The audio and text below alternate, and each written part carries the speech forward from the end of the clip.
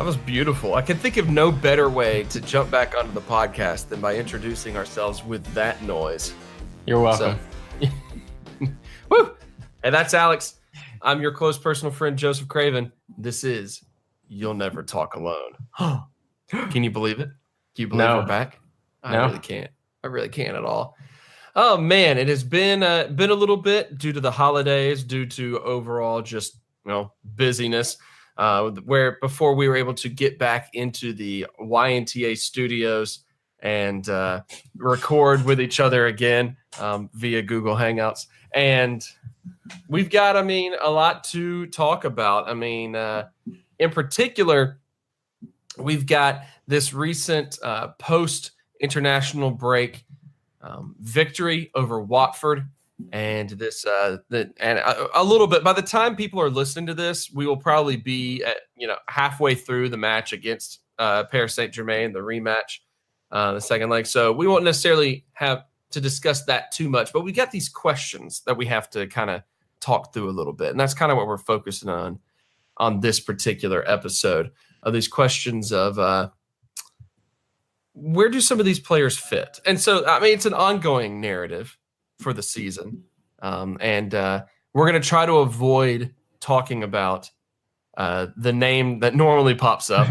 the great debate that never seems to go away. We're going to avoid that as best we can. And let's look first and foremost at that Watford result that we earned over the weekend. Still hanging in second place, benefiting quite a bit from the Tottenham's victory over Chelsea, right? Didn't they upset?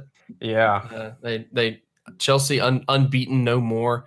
But to kind of open up the gap, a full 3-point gap between Liverpool and Tottenham at this point. City's still hanging out in first place, and City still having that just City and UEFA code top with their financial fair play, right? Skirting. But my goodness, that 30 plus 35 goal differential. Oof. That's something. Anyway. Amazing what like a real life financial takeover perk. Yes. Plus no rules will do. Yeah, really. Exactly. This is basically what it would look like if this were my manager mode. The only difference is that I would have done this with like AFC Wimbledon or something and brought them all the way up. Greatest team ever. Yeah, so, and, not to be lost in all of this is the fact that Manchester United is in 7th place with a -1 goal differential. Let's just soak that in. A little bit. So this match against Watford was an interesting one because... Was it? And that's what's interesting to me is that for the longest time, it was just like, oh my gosh, what is even happening in this match? And then the very moment that in the 67th minute when Mohamed Salah gets the opening goal. So, you've got almost 70 minutes of just nothing. And then as the moment that happens, the game changes entirely. You've got Trent scoring off of the amazing free kick. You got Bobby icing everything right towards the end of time. And then you have he whose name we are avoiding on the podcast getting sent off seemingly deliberately. I've never seen someone actively try to get sent off as much as that. And I know Klopp said that he was readying a sub to take him off because he could see it. But, he should have just grabbed him. Like, look, we'll play a man down for 5 minutes. Yeah. Just so it's not for 15 minutes. Is that one of the strangest things that you've seen? Because, I have to ask this because on the Gridiron Football podcast that I also do, we asked. It was a very strange weekend in that sport, very strange in general, and so I had to ask the question of what was the weirdest thing you saw this weekend? Does that go down as one of the weirdest things that you've seen in a while? A player just kind of really badly want to have a red card, Yeah, and this comment is not intended to start a debate around him, but it was a very Sunday league thing to do, to just get really, really mad and then foul someone and then know that you're getting your second yellow and just walk straight off the field. That's just what someone does when they're super hungover and they've just had it with the game and they're ready to go home. It was just really just funny in a way. Yeah. I mean, it was. I got a laugh out of it because mostly because of exactly what you said. He gets the second. He commits the foul. Like, he hasn't even looked up to see if the referee is going to respond. He commits the foul, stands up, walks off, turns around just to yell one more parting shot at the ref, who he apparently had like personal beef with or something. He did not or he did like him a lot because he kept trying to talk to him. Yeah, close personal friends trying to catch up. That's all it was. They just hadn't seen each other in a while. Yeah. And, anyway, just strange. But out of all of this, I mean, what do we make out of a match like this? A match that for most of it was, I mean, do you say it's ugly or do you just say it was boring? Because it doesn't necessarily seem like the team was doing poorly. It just didn't seem like the team was doing anything. It was safe. It was measured, but not in a calculated way, I guess. It was, I'm worried about giving the ball away, so I won't take the riskier option. I'll take the safe option every time. And then we kind of got sucked into we don't really have much of anything else to try, so we're just going to hoof it into the box and hope for the best. And it didn't really work, mostly like it doesn't really work because our front three are not that tall. And finally, and it took that one time where we found Sadio in between the outside back and the center back, where he had been camping out all day just waiting. And we finally found him, Bobby, with a great ball, and we broke the deadlock. And from then on, the result was never really in doubt after we got the first goal. I know they had a disallowed goal, and Allison had to make a big save on Deulofeu and one on Pereira, which we can't overlook. Like, we have to applaud his performance there, because it can get lost in kind of the grossness of so much of the match. Right, and I know people will want to focus on that one pass that he made. I think it was to Bobby at the top of the box, where he kind of put him under pressure a little bit, and people will focus on the play he does with his feet, but we'll forget very often that he is very good at making saves and does a lot more for the team. So, I mean, we do owe a lot to him. We even owe a lot to Virgil and Lovren. I thought they were good. I thought Trent started off slow, seemed to grow into the game. The free kick definitely helped his confidence. Andy, I mean, what is even left to say about Andy Robertson? That run for the third goal. Oh my goodness. Oh, where does he get it from? What is it? The Earn Brew or something? Does he just keep chugging it and just super powered? Is it like Popeye? I don't know. And to pull a move like that off at the end of the match. Yeah. You know, you've had the entire match where you've been running all over the place, and that's where you're like, okay, all right, this is it. It's time. Just see this out. Nope. This is what I've been waiting for. This is the moment. Just insane. And I was also a big fan of Bobby's goal, looking a lot like the goal that was disallowed at Arsenal. It seems like a little bit of poetic justice. I know it was Mane that scored that one, but it was great to see him score. We've missed him being at the top of his game, and he's getting closer. He wasn't perfect. Nobody was perfect in this game, except for Allison, I guess, because he didn't concede a goal. But, I mean, it was dull until it wasn't, and then it was never in doubt. And then even when we were down a man. And then it was like the craziest final 20 minutes, you know, like just wild 20 minutes. It just was weird. Very, very weird. And I think that's one of the things that for me personally, when I look at a match like this, coming out of a break, I mean, you're going to naturally start off, well, I mean, hungover in a way, right? Even if you're not actually hungover, it's going to feel like that you have to kind of fight through that hangover of being off for a small period of time and then coming back to the team. So to muscle through it the way that they did, and then to just open up the floodgates, I think was the proper way to come out of a break. You know, it helps that we had Watford, not exactly a terrifying opponent. You know, sitting there and well, they are in ninth place. Good for them. They're in ninth place. They were the team that was going to win the league for the first 5 weeks. Although I think one of us picked them to go down. I think I can't remember who that was. I don't remember any of us. I don't remember any of us picking Watford. YNTA.podbean.com. Check it out. Tell us who it was that said that. Oh my gosh. I don't want to look at it because I know I was one of the ones who said it.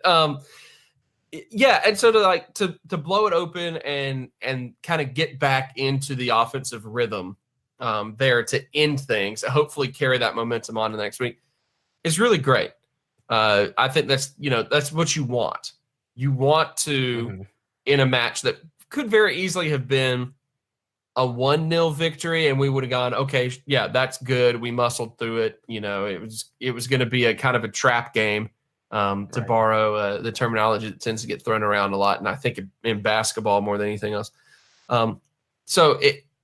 We won handedly. Sure, it was only in the final 20 minutes of the match, but we won handedly a match that we needed to win handily. There's this question, though, that we were hinting at the beginning of the episode of what exactly do we do with the lineup right now? Because we have not necessarily seen the new faces as often as we kind of expected to see. Yes, Shaqiri at this point in time has proven his attacking prowess enough to be part of that, front four, basically, of Mane, Bobby, Salah, and then Shaq. He's proven that, but that makes sense. Jurgen Klopp always wants to have, as many really, really impressive offensive players as he can. So it's not necessarily surprising to see Klopp give the go-ahead to him, like an attacking player, before everyone else. But we really thought that we would be seeing Naby Keita featured significantly more by this point in time. Obviously, Fabinho had injury issues and sickness, illness issues that really derailed some of that. But we expected to see Naby more than we have, more regularly, at least, than we have. We wouldn't have gone after him and patiently waited a season to, bring him in otherwise. And when he has been on the pitch, you see the results, right? Yeah. So what do you think's going on here? What I don't know. What's your take on this situation right now with the midfield and the fact that we tend to see the same old faces more often than anything else? I don't know. It's really strange. I don't think anybody could have predicted that Keita would be on the bench at this point of the season. Everyone had just assumed that he was the perfect Klopp player, myself included, and thought that he would come in and just transform this team. And it's really, it might be down to him not being fully recovered. Although, as we mentioned today on Twitter, Klopp said that he's been excellent in training and that he sees Keita as a huge player for the future. I don't know how immediate that is, but hopefully it's sooner rather than later. So we've kind of had to rely on some of the older faces. I mean, it seems like Genie's played every minute of this season. I know. And Milner's played a lot. Henderson's been involved a lot. Fabinho's starting to get more, and he's another one that's taken a lot longer than it seems like it should. I don't know if the lineup selection for this weekend against Watford was influenced by the match at PSG and the derby coming up. I'm assuming it was, but it's you would think that those players could be able to play multiple times a week. It might be down to the fact that we're having to play a lot differently this season than we did last season. Teams don't let us exploit space that they leave by attacking us. Teams are packing it in. Teams are trying to frustrate us. Teams know that we have an aversion to certain types of passes. Apart from with Shaqiri out there now, it's less so. I mean, he was trying those crossfield balls to Andy. He was looking for those splits. And we're getting into those positions, but some of the times we just don't play them. And it also helps, the way he plays encourages the players behind him to get him the ball, to get more creative as well, which helps the flow of things. Exactly. And it just creates a swarm because you see, Mane does tend to stay to the left, but Salah, Bobby, and Shaqiri, they interchange so much that it creates a lot more confusion. And we're a much better team when we're not so one-dimensional where we just get fed up with thinking and pass out to the fullback and have them lump it in.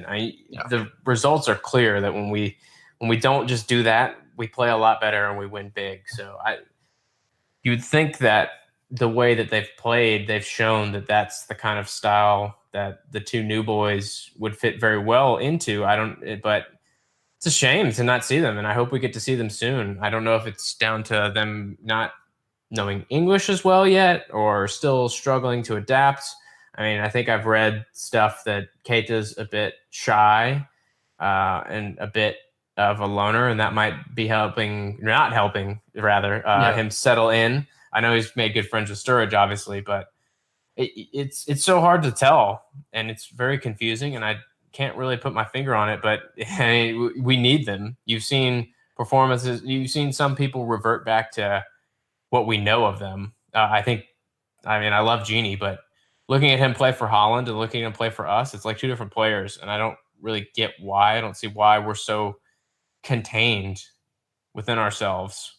And I want to see players come in and break out of that mold and take the risks and play those balls that people are showing for.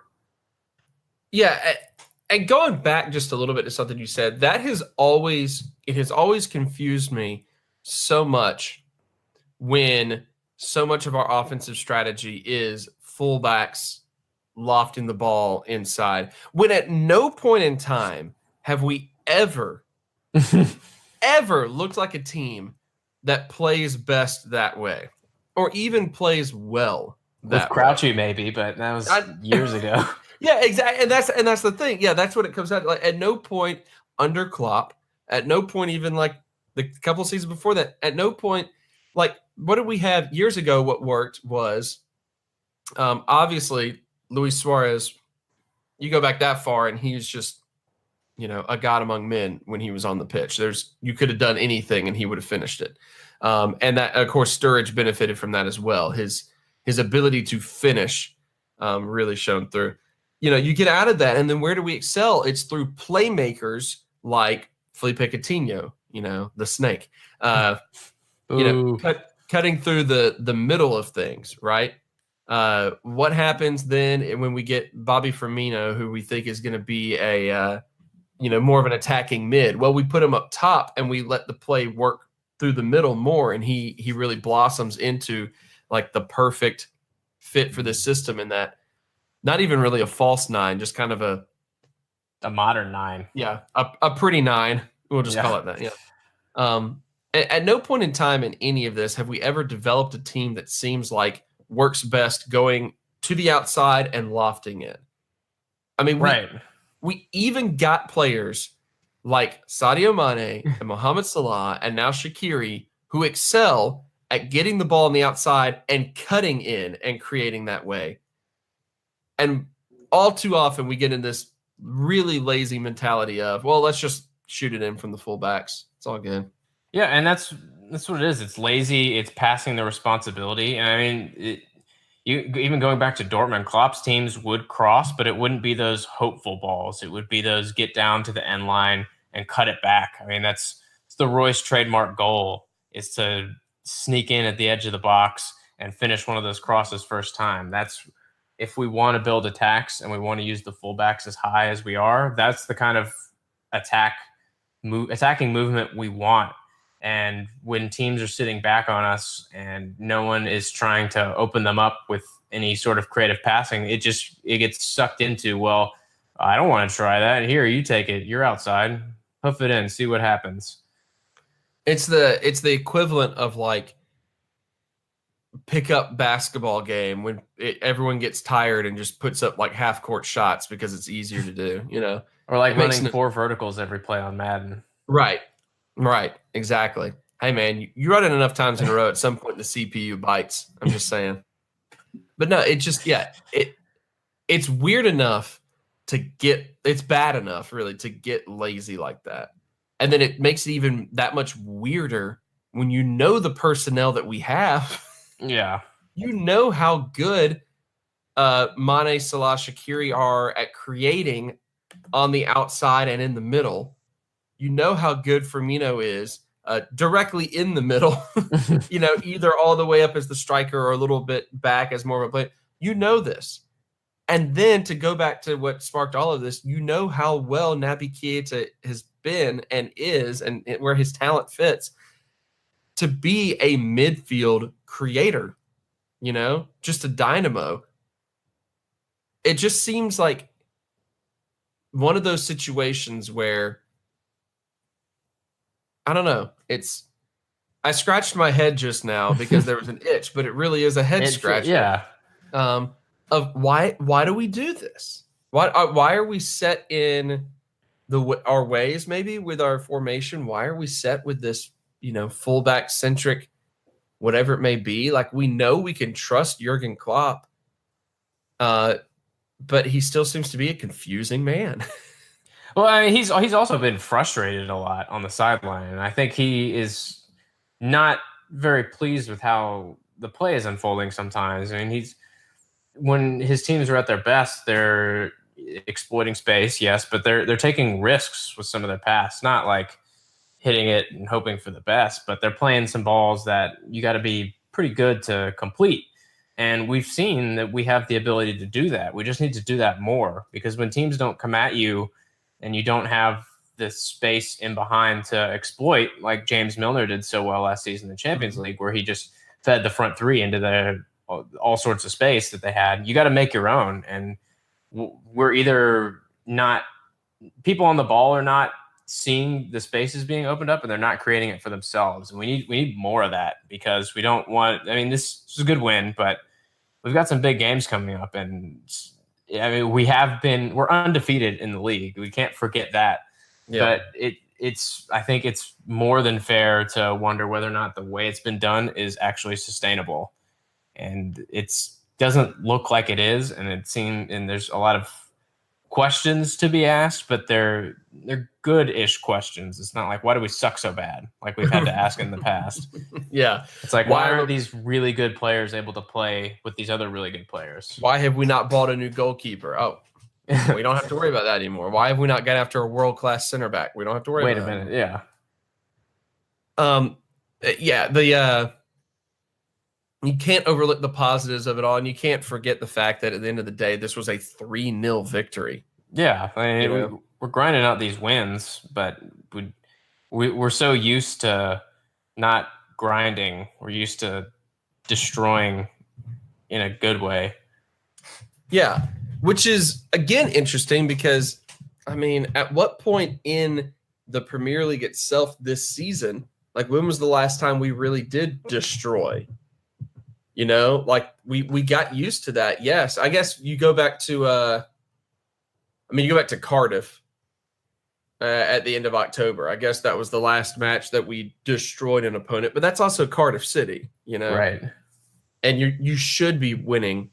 You should be winning 4-0. You shouldn't be winning 4-1 against Cardiff City. Yeah. But you should be beating Cardiff by 3 goals at least, So when's the last time we really destroyed in the Premier League? We seem to have really saved our destroying performances for Europe. Self-destructive even. Yeah, all of the above. It's like, is it going to be it's going to be a blowout either way, but is it going to be for us or against us? Who knows? Something is crumbling. Yeah. Is it us or them? So it's very interesting.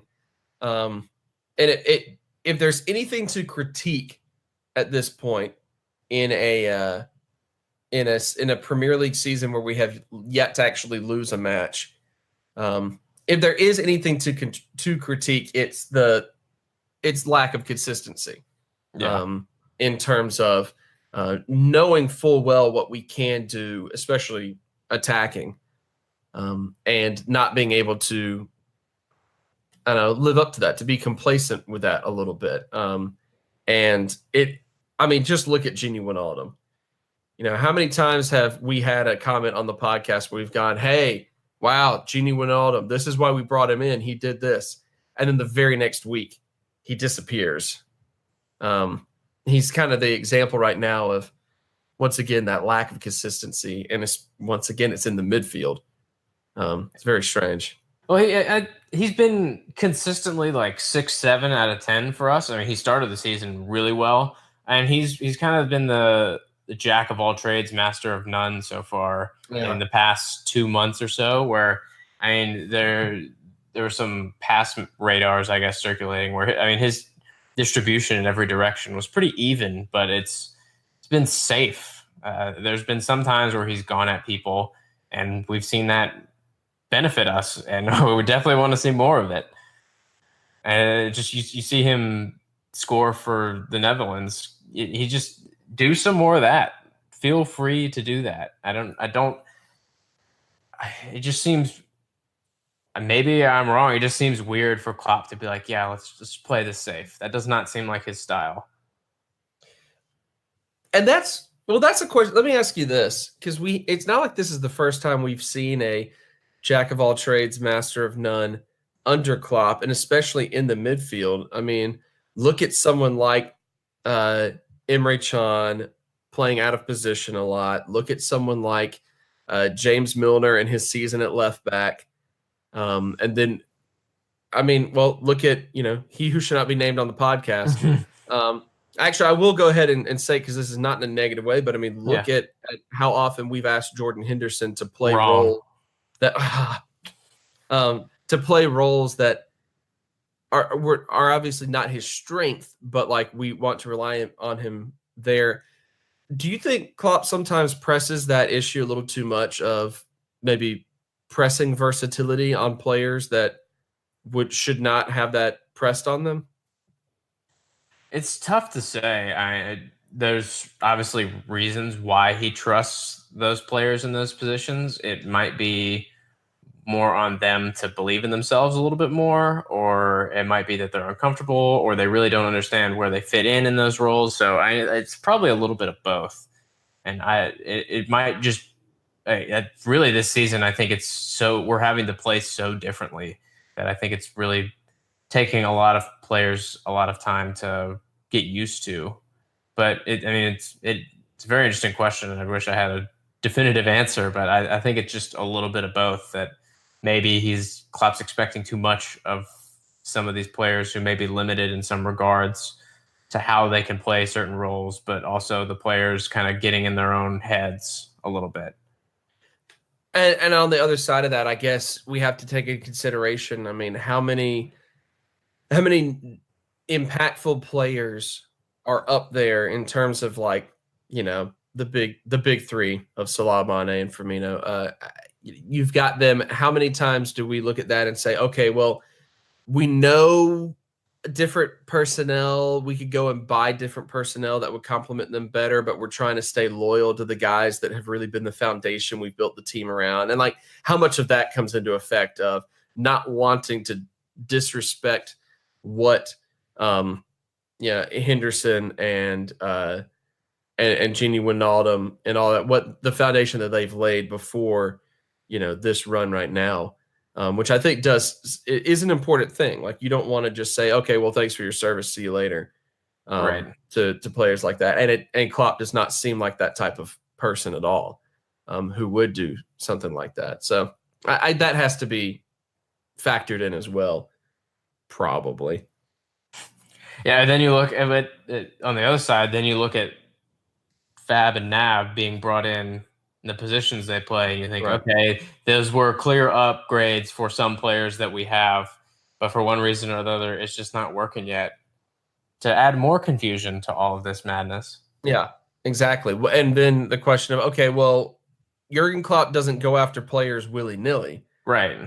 This isn't Brendan Rodgers going after Ricky Lambert. It's just kind of like, all right, cool. You did it. That's fine. He goes after players that he wants to use for a particular reason. So you got to wonder, okay, what's his plan here?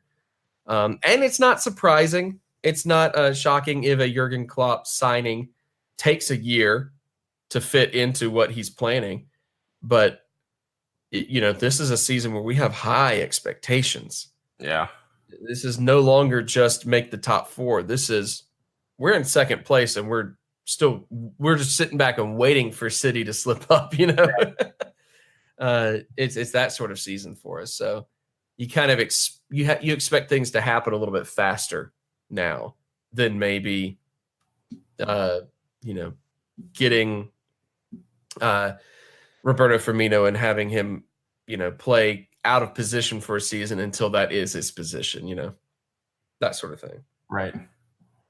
All right, let's talk about, as mentioned, by the time this podcast is released, we're going to be right before leading up to the PSG matchup And by the time you, listener, actually tune into it, who knows? The match might be halfway over, might be done and dusted. So let's just get at this on the record before things actually get here. What are the chances you think, if you had to put like a percentage maybe on it, of Liverpool being able to defeat PSG again? Looking at that 3-2 victory earlier in the Champions League run. But what do you think the chances are of Liverpool being able to repeat a victory? I think they're fairly high. I mean, they're a good team, but they're also a very flawed team. Plus, you have Neymar and Mbappe coming back, not 100% fit. I'm sure they'll start, but I don't think they'll be completely healed at that point. We've seen we can get at them. We've seen we can play them off the pitch, at least for a half and most of a half. And I know we have some form issues now, but we have the personnel to take over this match and win it, even away from home. I know we've struggled a bit away from home in the Champions League this season, but we can do this. And I think the players are going to be fired up for this. They know how big this match is. And I mean, despite losing twice away, we're still in a good position. We control our own destiny. And if we play like we know we can play, and we play like they're going to let us play with how they want to come at us, I think we have a very good chance of coming away with a victory in this match. Yeah, I mean, it's difficult. They're a difficult opponent, and it's going to be a difficult trip to make. And we haven't exactly done ourselves any favors by doing things such as, blanking against Red Star, that sort of nonsense. That doesn't exactly help out the issue here, concerning that there has to be, better performances at the very end of the group stage to secure what we need to secure. But what bigger opportunity to make you ready for it, statement for Liverpool than to say, okay, look, like, we're not done with this Champions League run, okay? We're coming back. We're looking to get revenge for last season, and we're not going to bow out in the group stage. Then going out and going, 100 miles an hour, or what is that, like 4,000 kilometers per hour? I think that's the equivalent. Right from out the gate and just beat PSG as hard as possible. So yeah, I mean, that just it's a ripe opportunity. So, do you think it happens? What do you or do you think this is a win, lose, draw? What are you thinking? I think it's tough. I do think we come away with a victory, but I think it will be very close. I think it'll be 2-1 because they're a team that are good, but if you put some pressure on them and things start going a little bit against them, they haven't fully fixed the collapse problem that they tend to have when the going gets tough. And I mean, they haven't really been tested in this entire season, really. I mean, the Napoli, the European games are really their only test, but I mean, they're walking the French league, and they run into that problem every year in the knockout stages where they just haven't really had to try for months. Yeah. And it started even earlier this season, so that should help us. People coming back from injury should help us. Their formation should probably help us. So I'm thinking a 2-1 victory, but I don't anticipate enjoying this match very much. No, same here. Yeah, I mean, that's the hazard of playing in a league that is where you are clear cut, like, way overblown favorite. You are obviously the most top heavy team in a top heavy league. Because I mean, once you get past, just looking at the table right now, but I mean, once you get past the first 5 teams up there, I mean, there's just not a lot of competition there that seems, I don't know, it doesn't seem like there's a lot of competition for anybody kind of in the French league right now. But yeah, Napoli, that draw against Napoli, definitely a telling example of what can be done against PSG by catching them off guard, and we have the personnel to jump out aggressively early on. and catch them off guard. And as you said, they don't quite know how to fight that collapse mentality. So I don't know how to come from behind because they never go behind. They don't. I mean, that's an actual thing that can happen. You get so good at just being the best that you don't know how to deal with adversity anymore. It's called privilege. I think we all know that. Yeah. Anyway, if I have to guess though, I would say a 2-2 draw in this one. But if I had to put it on there, we'll see. I don't feel good about making any prediction again in this particular match. I don't feel good about it at all. That's what I'm going to say, just to have something on the record so that later on we can come back and revisit how wrong I was. Speaking of how wrong I was, by the way, it was me and Will that put Watford. I was trying to remember who else was in there with me. I knew I had selected Watford. But this is interesting. According to what we have published on our website, again, that's ynta.podbean.com. I had Fulham, Cardiff, and Watford. I really felt like I had gone with West Ham because I always talked about how I was agreeing with Andrew and the West Ham hatred this year. But apparently I did not pick them for relegation, and I had forgotten that. I think Andrew won that argument after we posted it. Maybe so. Either way, I went with that. Well, hey, Fulham and Cardiff right now, those are looking like pretty good relegation predictions. I mean, we're talking about league being bad. I mean, look at the Premier League. You go down below like 6th or 7th, you got some really bad teams. It's very true. And that's telling because, I mean, in recent years, Premier League had probably been top to bottom the most, even. Yeah, you had like teams that would run away with the title. But then you went down in 8th to 14th place. Those are teams that could, pull off a victory over a second or first place team at any point in time. Like you just knew it. And not the same this year. It's bad. Yeah. This is an extremely top heavy season, which makes it extremely entertaining when you're looking at the top 5 teams when they play. Right. And notice I did not say top 6 because of who's in 6th place right now. But I was chatting with a friend of mine who was in town this past weekend who I hadn't seen in a while, who's a big Arsenal fan. We went to college together, and I was talking with him a little bit about so what you think of the season so far? He's like, well, yeah, I mean, there's a lot of entertaining stuff in it. And there's kind of this pause for a moment as we were both racking our brains of just but there's also been a lot of bad. This is kind of a weird. This is kind of a bad season, isn't it? Yeah, I didn't even think about it. I mean, the relegation battle would be really exciting if it just wasn't so bad to watch. Yeah, if you didn't have a possible 5 teams that could very easily, be perfect relegation candidates between Huddersfield, Palace, Burnley, Southampton, Cardiff, and Fulham, 2 points separating 15th to 20th. Ugh, that's just ugly. But anyway, so I really thought that I had jumped in on the West Ham hatred early on, but I did not. I want to look at this again. You're doing pretty well. I mean, you had Southampton and Cardiff and Huddersfield. Huddersfield's the only one that's not down there in the zone right now, but as noted, Huddersfield only 2 points clear. Zach also Cardiff, Huddersfield, Fulham, Will, Southampton, Cardiff, Watford. Man, we were all pretty accurate outside of the Watford hatred. Yeah, and they succeeded out of nowhere, and then everyone else is just terrible.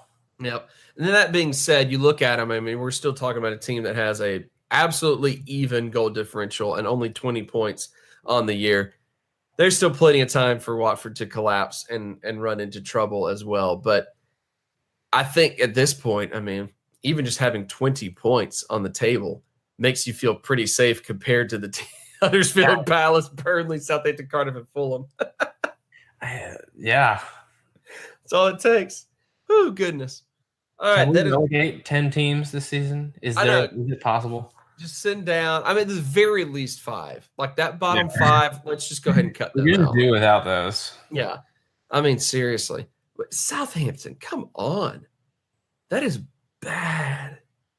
It was not long ago that Southampton. What would expect? I know we took them all, but it was not that long ago when Southampton was like you expected them to be, 5th through 8th finish, pretty consistently around that range, like not a little, just a hair higher than 10th place, Yeah, they were in the Europa League. I'm pretty sure they got to the quarterfinals. It's not the round of 16. I would have to fact check that for sure to remember exactly how far they went, but man, it's so weird. So weird. All right. That should do it on this episode. We do appreciate you tuning in and listening on this Wednesday. I hope that you're listening on Wednesday because otherwise this entire last 10 minutes of the conversation don't matter at all. But anyway, enjoy your Wednesday, and we will chat with you again later in the week after PSG is behind us and as we look forward to a little derby action. Woo. Interesting matchup coming up. Ooh, matchup. Ooh, sure. I'm just glad to see you're growing up. Yeah, exactly. It's about time. I'm a real man. Anyway, on December 2nd, I'm going to go ahead and mercifully stop talking. I'm Joseph Craven. Alex, why don't you just go ahead and end the episode for us? Yeah, I'll go ahead and say if you've gotten this far, you probably should listen to the episode backwards since we previewed the thing you're probably watching right now at the end. So thanks and sorry. Can thanks and sorry be our new podcast tagline? Yes. Absolutely.